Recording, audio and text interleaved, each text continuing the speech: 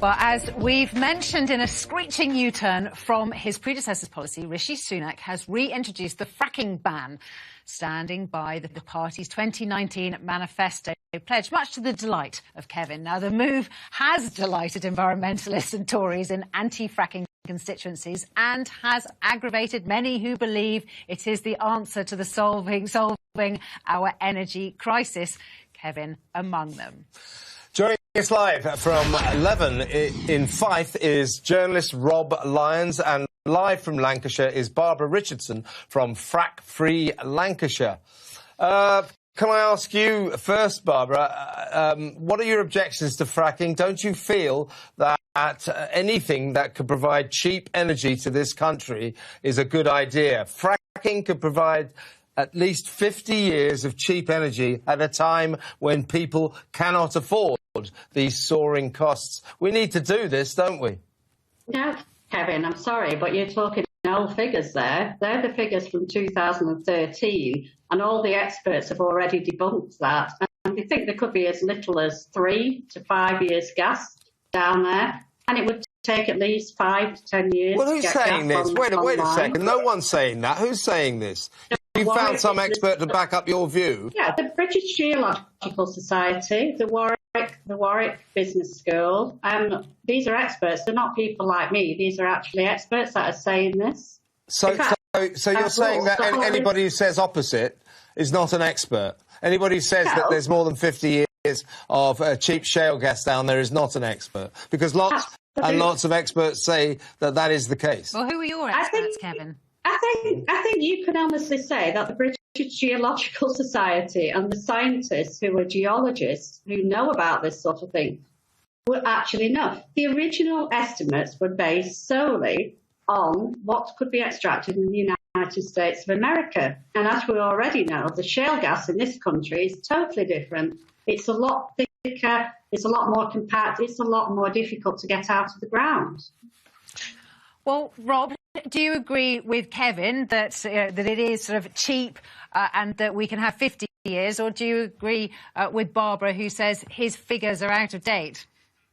Well, I do agree that we should be doing it because we do have an energy security problem, and gas is important, not just for energy, but for things like fertiliser. And creating fertiliser creates CO2, which we use to put the gas in our beer, and there's all sorts of knock-on effects from not having enough natural gas. So that's why we should definitely be trying to exploit this. In terms of how much there is out there under the ground, I think that's for the companies to go out and try and find it and try to extract it. And if they lose their shirts because they don't find as much as they were hoping for, well, that's no skin off our nose, and at least we've tried. But if we don't try, I think we're wasting a potentially enormous opportunity. Yeah, don't you find it, Rob, extraordinary, Rob, that here, as you say, we have this potential opportunity to provide this nation with cheap energy for more than half a century, and we're just not even going to try? Yeah, absolutely. I mean, I think we've got to go out and explore what the potential of that. I mean, if, on the other hand, contrary to Barbara, and all those experts are being too pessimistic, then there could be a lot of gas out there. And even if we say it's 3 to 5 years of our total gas requirements, that's spread out over a number of years. That could be 20% of our gas requirements for 20 years, for example, which is just what we need, because we already produce North Sea gas. We already get gas from Norway. And if we could get the rest of the gas from onshore fracking, then that would be brilliant. That would give us real security in the future. But Bob, if we put ideology to one side, and whether you're pro or anti, on a practical level, if we really do need something like 6,000 wells to get any sort of serious amount of energy from this, I cannot see those local communities putting up with that. What I can see is, month and month and year after year of local objections and nothing ever happening. Yes, 6,000 wells over a period of time, but the point about fracking is you go somewhere, you frack for a period of time, you shut the well off, and you move on to another one. You don't have 6,000 wells running constantly. So, I think that's just kind of a bit overblown, really. Barbara, I can see you trying to come in. Can I I interject there?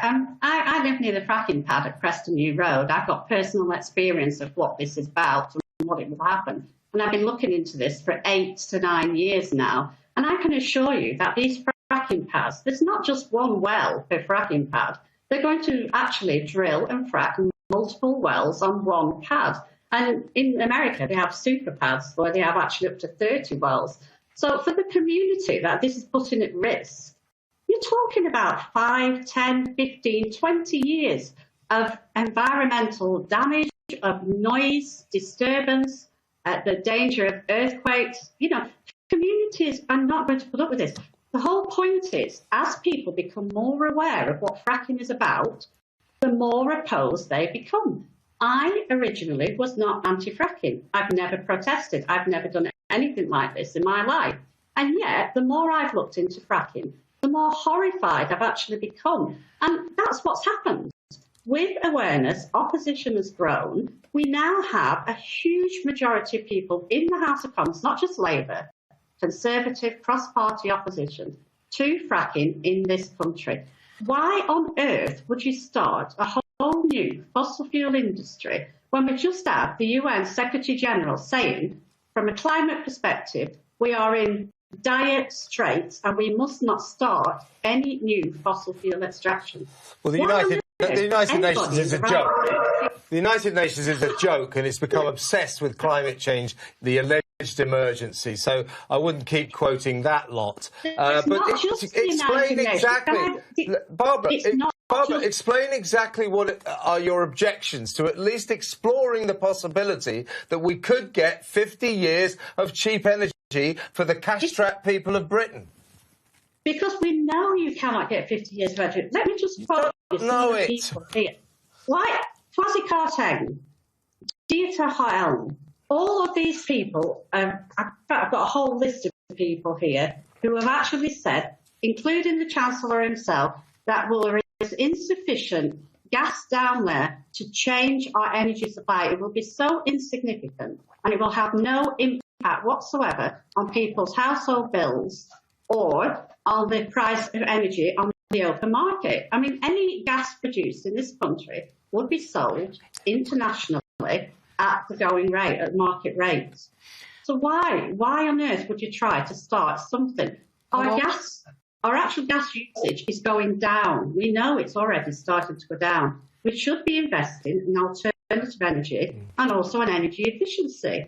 So if we can put household measures in where we can actually have better installation in properties, and if the government can support those initiatives, then we're not going to need the amount of gas that will be coming on stream in 5 to 10 years' time. And 5 to 10 years' time, it's too late. Putting aside what Barbara's just saying about the big picture, I think one of the arguments that I have found quite convincing over the last few years is that if you look at our country, the UK, and how much space we have to put fracking in, and then you compare that to the United States, where most of their fracking is, they have multiple times the empty open spaces, far away from people's houses, from areas of population. And that does seem a convincing argument about why it would work in the States and not here. Yeah, and it's not just that. It's about the geology. It's about the... Sorry. Let Rob speak, Barbara. I think that this is an argument against any kind of industrial development. I mean, I'm one of the organisers of the Buxton Battle of Ideas Festival, which is happening next Saturday, the 5th of November. And one of the things we're talking about is this idea of build back better, and what a joke it is. Because, in fact, we can't build anything. We need to have industrial development in this country to raise living standards. And these arguments about, Britain's too small, it's too crowded, are nonsense. The vast majority of the UK is not built on at all. So we've got plenty of space to do these things, and we have to learn to do it in a particular context, of course. And we have to make sure that in terms of all the environmental rules are in place to protect local communities. But the idea that we don't need the gas, for example, is absolutely nonsense. The very fact that we're having even the threat of a slight downturn in our gas supplies, when the vast majority of us use gas heating, for example, and gas cooking, It's a real threat to people's living standards at the moment, and we should be planning ahead to make sure that we're not stuck in this situation again. And as for the price, of course, if you can sell, we're the only country in Europe that's fracking, and there's a European market, an imperfect one, but nonetheless, if it's then that will get spread out. So all we'll get is a massive export industry out of it. But if we can set a lead and say, actually, you can do fracking in Europe, then other countries that have big reserves like France and Poland will do it too, and it will make a big difference to the price of gas across Europe in the future if we take a lead. I'm sorry, I actually completely disagree with that. France and Germany and all the other countries have already implemented bans, and for good reasons. The Welsh, the Scottish, the Northern Ireland, all these other countries have said they will not invest in fossil fuels. They will invest in renewables. Yeah, but that doesn't mean it's right, Barbara. Just because all these greenies in all these countries, including Britain, say we're not going to frack, that doesn't make fracking wrong. What I would say to you, Rob, is I very much respect Barbara and her heartfelt views, but her certitude on how much gas is down there is misplaced. Absolutely. I think, as I said, let the companies. I mean, this is not a cheap operation to set this up. We've got Quadrillo, we've got Ineos. They're prepared to bet big because they think that the gas is down there, and they want to be able to get it out of the ground, which will provide billions of pounds in revenues to the exchequer and provide us with this resource. So why not do it? In the meantime, those very policies that Barbara's talking about in terms of other countries in Europe are shutting down industry in Europe. BASF, the huge chemical giant in Germany, is starting to shift production away from its home country because energy costs too much, and that's going to cost thousands of jobs. This is the absolutely irrational way in which green policies are being played out. All right, well, we're going to talk about this more. I particularly want to pick up on your point, Rob, about Quadrilla and whether they really are poised and ready to go, because there seems to be some discrepancy about that. But we're going to talk about that a little bit more, because Barbara and Rob will stay with us. We'll pick that up after the break. This is the Vanessa Feltz Show, live on Talk TV.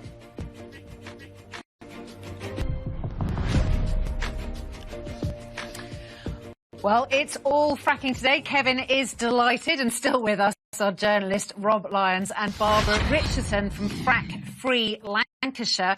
Barbara, I have to say you're getting some support on social media. We've had some tweets saying that you've been very convincing. But I just want to ask you about this Quadrilla thing that we were talking about just before the break, because Rob was saying that companies like that, companies that do fracking, are ready and willing to go, and it's just a case of sort of pulling the plug and off they go. But I've been reading that that's not the case. What's your understanding? No, it's not the case at all. I mean, basically, they would have to reapply for planning permission with the local council, which is highly unlikely they would get planning permission. So the only way they would get approval to go ahead at Preston New Road would be to circumvent the planning laws. And the next thing we've got to talk about is the fact that all of the 3 wells that have been fracked by Quadrilla in 2011, 2018 and 2019, every single one of them has caused earthquakes, and some of quite significant intensity, if you will. What strength were they, Barbara? What strength were they? What was the Richter scale? What strength were the earthquakes? The highest one was 2.9, but what you've got to understand... Which is about like dropping a melon on the floor or something like that. Can I finish? Can I just finish? They weren't really earthquakes, were they? A lot of them were tremors, but some of them were of significant magnitude. In 2011, at Priest Hall, there was an earthquake of 2.3 magnitude. That particular earthquake actually deformed the well casing at that site, and that is why Quadrilla had to stop drilling, and that's why the original moratorium was put in place. Now, the Environment Agency actually said that that well was deformed, but fortunately there was no leak, there was no pollution. It was just a case of the well being deformed. The one at Preston New Road, the latest one in 2019, was a 2.9 magnitude. It was felt by over 100 complaints were put in by local residents that felt they got damage to the properties as a result. So people in this area are very, very worried about the fact that if the traffic light limits were changed or altered in any way to make it easier for the fracking companies, then the magnitude of those earthquakes would increase significantly. And we're talking a logarithmic. We're not saying that at a magnitude 2 2 or 3 is just like, it's 10 times more. So it's much more intense and much more powerful. So the whole point of the That's not an earthquake. That's not an earthquake. That's nothing. That is absolutely nothing. This is nonsense, isn't it, Rob? The threat of a San Andreas fault-style earthquake destroying Blackpool. It's absolute nonsense. We're talking about tremors that you could barely feel, aren't we, Rob? Kevin, All right, Barbara, let's talk to Rob. Let's talk to Rob, shall we? Well, I think there's a brilliant piece of branding by the Green opposition to fracking to bandy around the word earthquake for what are earth tremors, mostly, I mean, in fact, entirely fairly minor. I mean, when Barbara says 100 people complained that they might have had some damage to their house, that's not exactly, the sort of, as Kevin's saying, the 1905 San Francisco earthquake or anything else. And, you have to bear in mind that, when we do industrial activity underground, yes, the earth moves. So, for example, in the 80s and 90s, 25% of the earthquakes in this country, or tremors in this country, were caused by mining. And we've closed down our mining industry. But, it's a fact. But we shouldn't allow huge earthquakes, of course. We shouldn't allow any other local environmental damage. But we should be prepared to accept some small tremors as a price for getting this stuff out of the ground. Right. And as for local councils won't approve this, well, that's just an indictment of the planning system that stops any kind of development. OK, it's very clear where Rob and Barbara are on this, but I want to know what our viewers think. So Heather has called us from Leeds. Hello, Heather. Hello. One thing about this fracking business is I agree with Kevin because you need to look at from the big picture. I mean, Yorkshire Gas, under our feet, we could have made trillions by now. You just imagine about all those trillions of pounds through selling them on the open market as well. It could have provided Yorkshire a lot more businesses. We could have been attracting more businesses from America, like Hollywood and anywhere else in the world. And it could have created a lot more jobs, opportunities for people in this county. It would be great. It would be fantastic. Heather. And I think Kevin was on this 100%. Heather, let me ask you this. Would you prefer your energy bills in the future to be, say, £1,000 a year because we have fracking, or would you like them to be £6,000 or even more pounds a year when we don't have fracking? Which one are you going to go for, Heather? Well, yeah. Make it lower rates, tax it lower bills on gas in Yorkshire. Help, yeah, let's go for it because this is the way it should be. All right. Well, Heather, you're clearly on Team Kevin. We haven't got much time before we've got to go to the news, but let's squeeze in Del from Glasgow. Hi, Del. Hello. Yeah, how you doing, guys? Very well. Right, this is like listening to a special needs programme on Radio 5. These people are against the fracking and wanting to insulate everything. They're clearly delusional and highly uneducated. Are they hard of thinking, or that Rob's got it on the nose? We're going to have to go back to having dirty hands making things and selling them. That's the bottom line. The insulating, you can't go insulating all these old buildings. It's not possible. Some buildings need to breathe. You're going to put out a window tax because there's heat coming out your window, send somebody around to monitor it. That's ridiculous. Del, I'm afraid we have run out of time, but you made your views loud and clear, although there is an argument that all that insulation would create lots of jobs. Oh, shut up, you hippie. It's true. Thank you, Rob and Barbara. After the break, a polls bounce for Rishi Sunak. This is the...